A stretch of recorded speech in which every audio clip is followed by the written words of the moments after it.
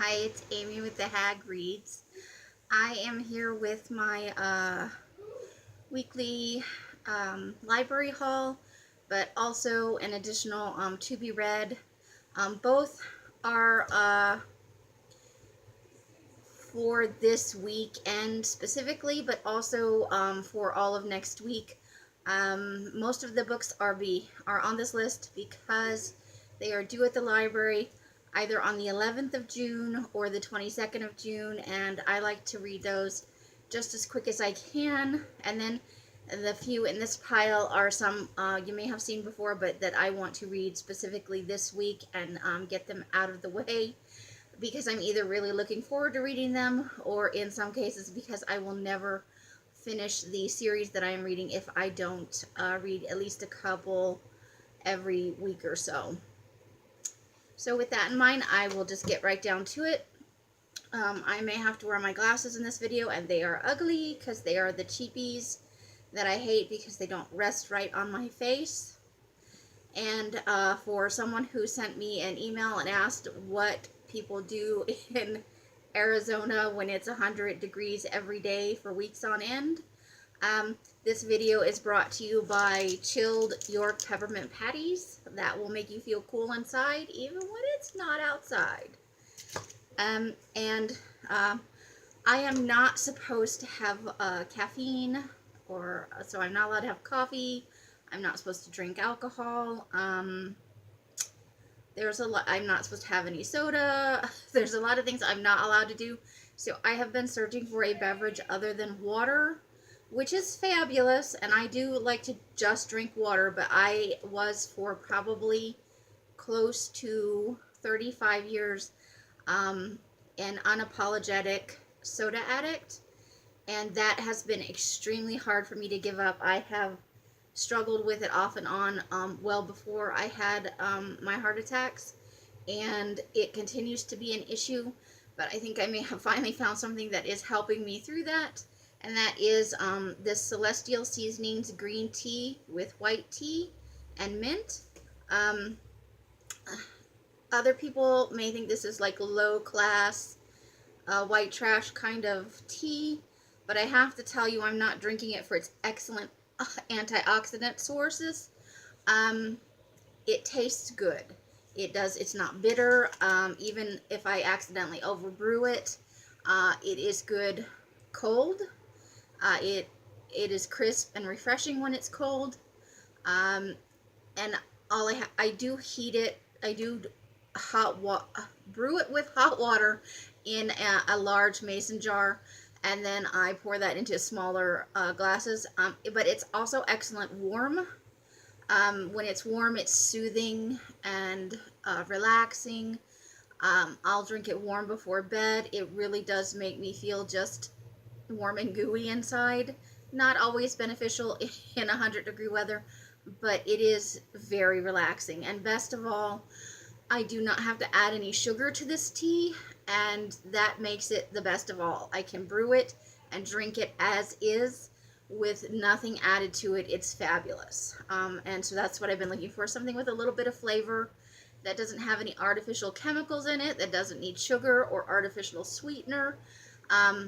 So I recommend it if you have some issues like I do and you're looking for something and it's not a strong mint flavor. It's very low key.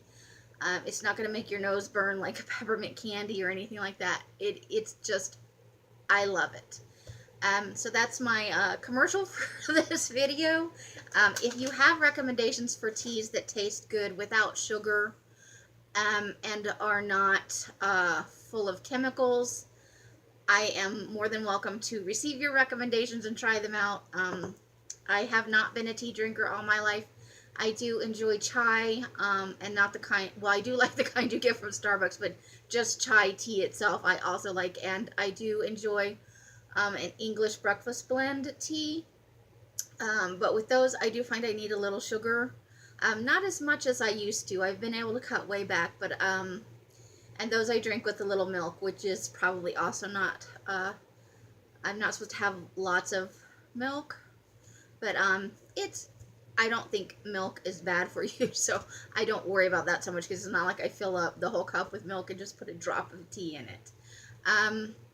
And so with that, I will get on with the books. For my recap for May, I read a total of 28 books.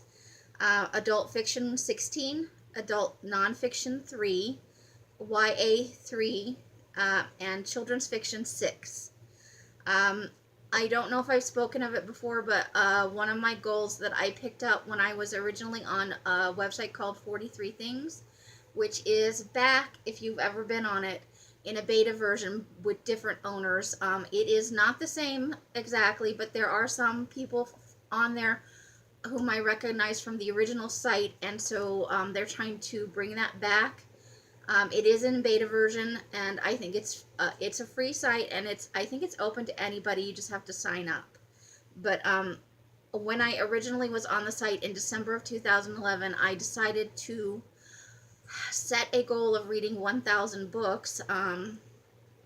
Probably because of that book, 1,000 Books to Read Before You Die, or because somebody said if you had read 1,000 books in your lifetime, you would be, if not well read, at least widely read.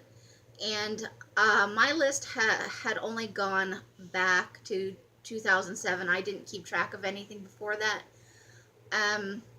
And what I had kept track of was lost when a roommate moved out on me and just took everything. So I set that goal in 2011, and at the end of this past year, or sometime, I think maybe in February or March, I reached the halfway point. This month brings me to a total of 531 books since I started this goal. Now, when I did go back and post all my stuff on Goodreads from the list that I did keep and that I am aware of, and a few books that I know I've read and the approximate dates of that, I have added in. And so I have over 1,000 books read on Goodreads, and that is accurate. And I'm sure I have possibly even read 2,000 books. If you did, because 2007, that only encompasses the last 10 years of my life. And I'm 46, and I've been a reader since I was, in probably kindergarten or first grade. And you probably don't want to count anything, because your children just tend to read the same books over and over until you reach, third or fourth grade, when you start reading chapter books and stuff like that, and things school assigns you, and books like Little House on the Prairie, and I was a particular fan of horror even at that age, so I read lots of these little, I look back at them now and they're ridiculous, but I enjoyed them so much. So just lots of that. It was probably the Goosebumps of the time, which didn't come out until my youngest batch of children. I have 2 children who are adults, and then I have my son and my transgender son who are 19, and my son turned 17 in August. So when the younger batch was just coming along, Goosebumps was a thing. So I'm sure I read many more, but I set this goal in December 2011, and I'm going to stick with it. Gosh darn it. I'm curious to see how long it takes.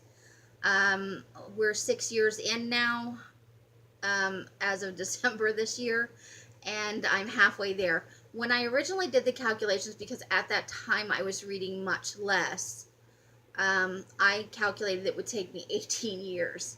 So to knock it down to, maybe 12 or less, that's awesome for me. I am a pretty voracious reader, and right now, with how my life is working, I do have a lot of free time. So don't think, oh my gosh, she reads a lot. No, I have a lot of free time. I don't work as much as a lot of you probably do, and I just have more time. I'm not raising small children. My son, who is turning 17, he lives with his dad in Texas. So from that perspective, I don't have a lot of other commitments, and I was sick for a good long time. So a lot of my social obligations also have not picked up, and that time as well I have for reading if I choose to do so. So don't be envious. Be healthy, happy, and busy. It's far better than being sick and miserable. With that said, let me get on to the books I have to read because they are coming up due. First up is The Gift of Fear, which I just got, and I realize it says on here this is a #1 national bestseller, and it has been out for a while. But if you look on the side, this is new to my library. They have not previously had a copy of this, and it has been recommended to me before. It's by Gavin de Becker, and the little blurb on the cover, and this is where I'm going to have to put on my ugly glasses. A date won't take no for an answer. A new nanny gives a mother an uneasy feeling. A stranger in a deserted parking lot offers unsolicited help. The threat of violence surrounds us every day. But can we protect ourselves by learning to trust and act on our gut instincts? Gavin de Becker apparently was on the Oprah Winfrey Show, which probably would have turned me off from the very beginning of ever hearing about this book, because I kind of issue anything that's wildly popular and touted by a celebrity talk show host as the greatest thing since sliced bread. But several people have recommended it to me, and I think it does kind of cross over with my interest in psychology. I looked up the author to see what his credentials were, and while he's worked in the field for many years, I couldn't find any underlying degree or anything.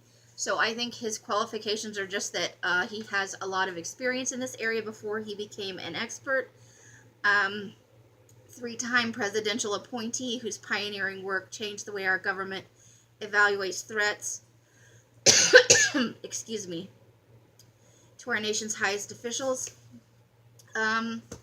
So I'm actually looking forward to this to see what it has to offer. I'm going to pause this for a second. My allergies are really kicking flavor, so I apologize for that.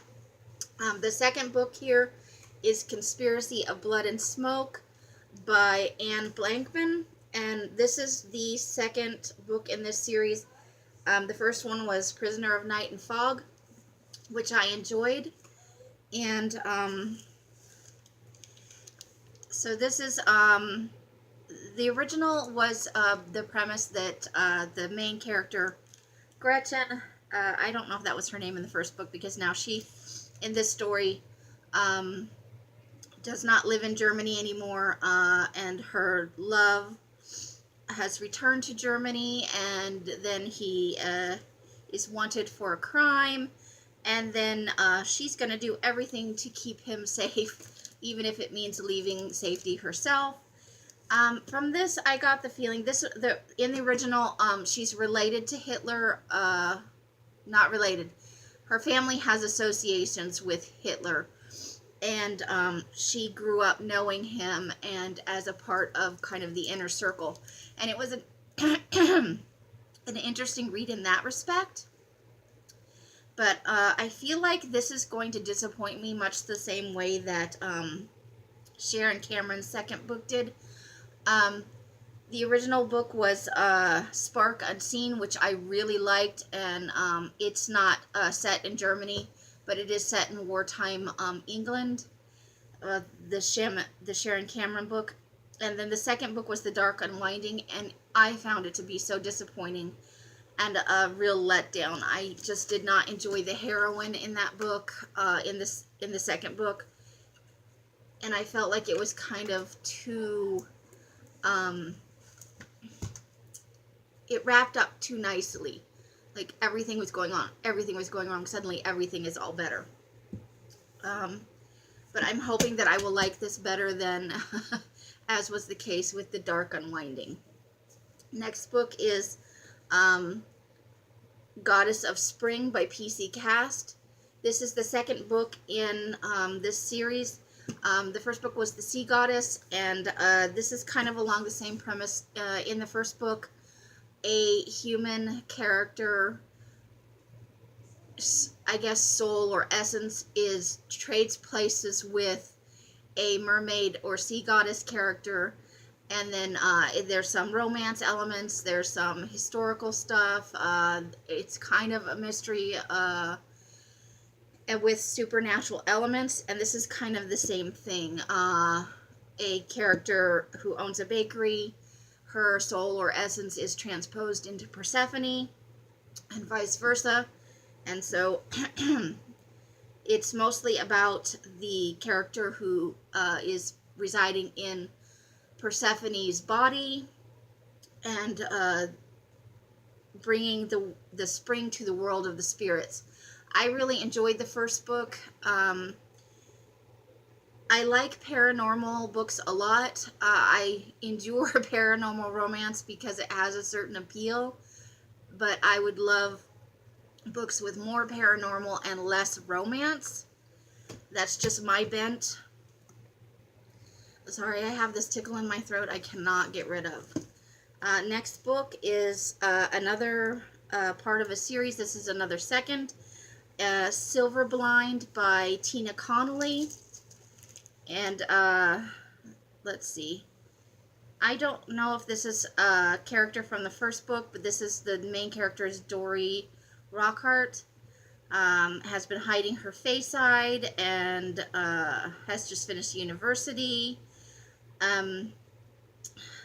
In hunting some wyvern eggs, she encounters an old friend. And then they have an adventure and a bit of a mystery that ensues. These are kind of steampunk meets fae, and the fae are kind of not very nice characters. It reminds me a little bit of the flavor of the Mists of Avalon, where they're removed from human beings, and Iron Skin was kind of I felt like it had some commentary on standards of beauty and the lengths people are willing to go for to present a certain image, along with issues of social class and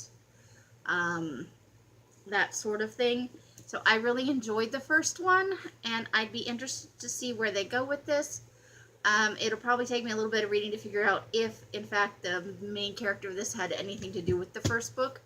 But I liked the world, and I'd be interested to see where it goes based on the ending of the other book.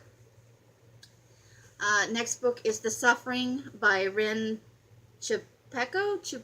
I think that's right. This one is also a second in the series. It's the Girl from the Well series, and that was the first book. And one of the blurbs on Goodreads bills this as Dexter meets The Grudge. And if you look at the picture on this, it's a little dark, but it's very Grudge-esque, or The Ring. It kind of reminds me a little bit of The Ring, especially the first book. The Girl from the Well had nothing to do with The Ring, by the way. They're two separate stories. It did make me think of the movie The Forest, which is also about Japan's suicide forest. And that one was told from the perspective of people going in looking for somebody who has gone into the suicide forest. I feel like this is kind of the reverse view, even though it is not at all related to the movie. This is how my brain processed it. That this is that sort of thing from the spirit side of it. So stuff is going on there, and it's about who's going to pay an ultimate price. So it's creepy, ghosty. It's the sort of thing I like, and I did enjoy the first book, so I'm thinking I will like this one as well. Next book on the list is The Wicked by Douglas Nichols, and this is yet another second in a series. The first book was Something Red, and it's a little bit shapeshifters, an exiled Irish queen. It has some magic. I really, really enjoyed the first book in this series. This is a fantasy series, and I devoured the first novel and truly enjoyed it. I don't know why it's taken me so long to get the second book in the series, and this can't be renewed. It has been through 6 renewals, so I'm not sure why I didn't read it, other than possibly I forgot about the first book. So I am really looking forward to reading this one, and I'm glad that it came up with no renewals, because it will force me to read it when I was originally very much looking forward to reading it. I'm not going to describe this one. This is The Witch with No Name, which is the final book in the Hollow series by Kim Harrison. I originally got this as an audiobook, and I listened to like 5 minutes of it, and I could not stand the voice of the narrator, and I had to turn that shit off. And then for a while, it just wasn't available, probably right after it came out, and so I am a little late to the party in getting to the conclusion. I hope that it's very good, because I was sort of disappointed in the last few books. I love the main character. I love the world. I love many, many things about it, but I felt like a number of the last books were too long, too much detail that was unnecessary to telling the story, and just overly angsty, I suppose. But it didn't make me want to quit reading the series. It just made me very frustrated that it seems like at some point in most book series, they become bloated with unnecessary material, and I don't know if that's because they become less well edited as the author becomes more popular. They're able to keep in things that might have otherwise been edited out early on in their careers. But I have high hopes for this, and I hope it's not disappointing as an ending. In the case of something like the Sookie Stackhouse series, I loved that world. I loved the books, but I was so disappointed with the ending of it. And then the book she wrote afterwards that explained what happened to all the characters after made me want to barf. I'm sorry if that's not your opinion. That's just how it made me feel. So books that I want to get to this weekend or in the next week. The Haunted Bridge by Carolyn Keene, which is the next. It's number 15 in the Nancy Drew series. This is number 4, I think, the Missing Chums in the Hardy Boys series. I haven't read any in a couple weeks, and if I don't continue to read at least one from each series each week, I am never going to finish this series because there are so many books in it. The next book is The Sundial by Shirley Jackson, and this is supposed to be one of a kind of a classic in the I want to say horror genre. I think she wrote the book about Hell House that the movie was based on. But this is about the Halloran family gathering home for a funeral.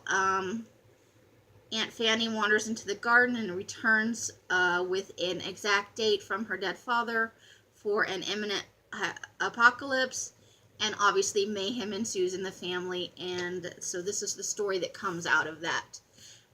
It has come highly recommended to me by a couple of people whose opinions I trust, and it is a Penguin classic, so it's been on my to-read list for a number of years. Next book is Brains, a zombie memoir by Robin Becker. And this says, college professor come zombie Jack Barnes is a different breed of undead. He can think.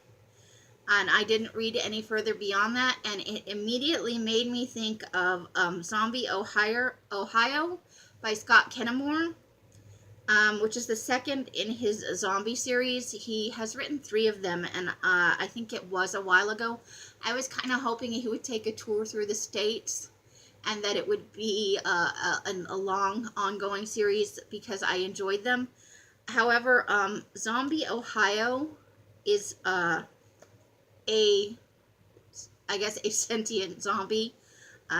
He retains some of his memories, and this is very different from what happens in Zombie Indiana, which is more about how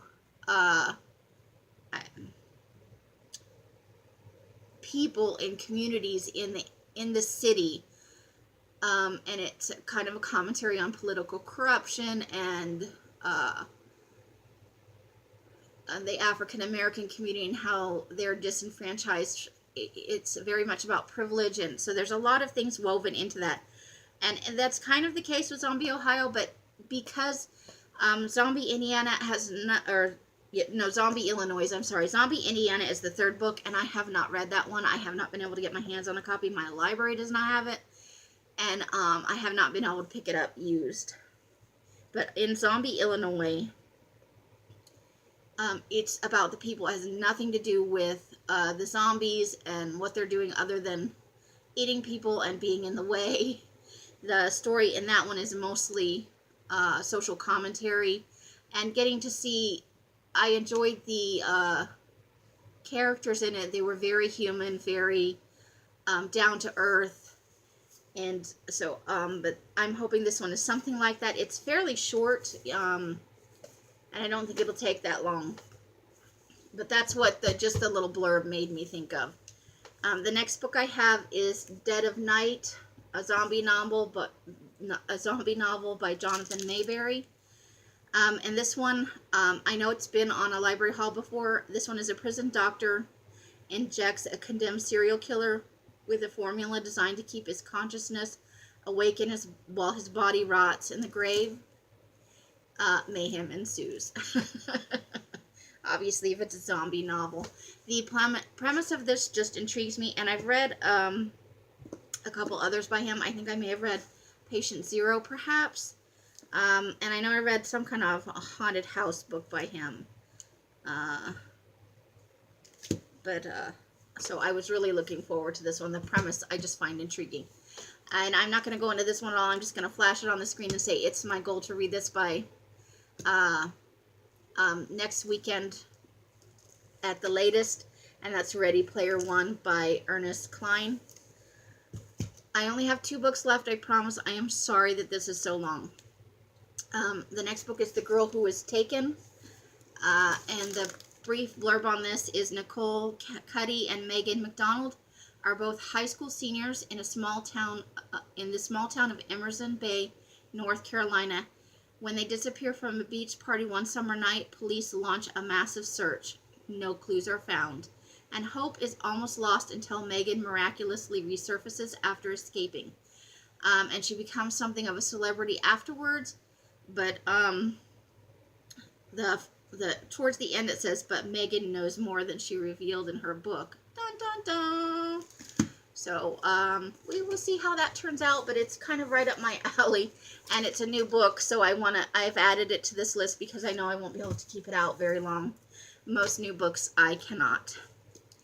The final book that I want to get through within I guess it's close to a 10-day time period, and it may take up to 20 days or so before I finally get to all of these, or longer depending, but I have a lot of free time outside of scrubbing the grout on my floors.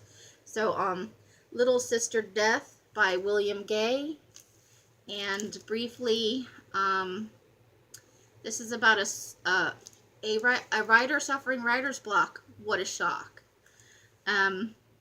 Inspiration strikes in the form of a ghost story that captivated him as a child. Obsession ensues. Stuff happens. I like this kind of story, and I think it's fairly prevalent in this genre. There have been some movies about it, the same type of premise, so it'll be interesting to see where it goes.